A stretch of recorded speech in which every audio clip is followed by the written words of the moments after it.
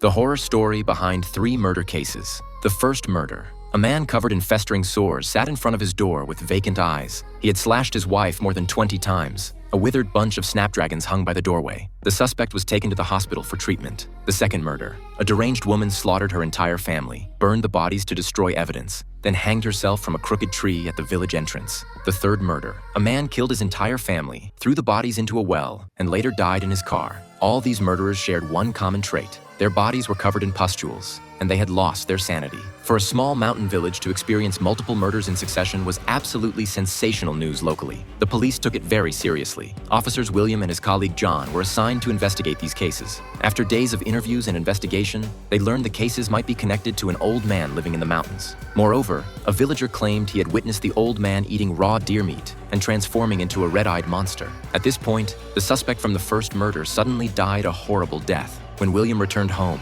he found his daughter Mary convulsing and acting hysterically. It turned out Mary had also encountered that old man. Additionally, a woman in white had appeared at the second murder scene, telling William that the old man was an evil spirit. With all evidence pointing to the old man, William decided to investigate his residence. Upon arriving at the old man's mountain cabin, they found he wasn't home. In a bundle, they discovered a white mask. Most terrifying of all, in a small room, they found an altar with walls covered in photographs. Photos of all the recent murderers from the village. They even found Mary's shoes. While the 3 were still in shock, the old man suddenly returned. With a calm expression, he glanced at the photos in the room, then silently stared at the 3 visitors. Unnerved by his gaze, they fled in panic.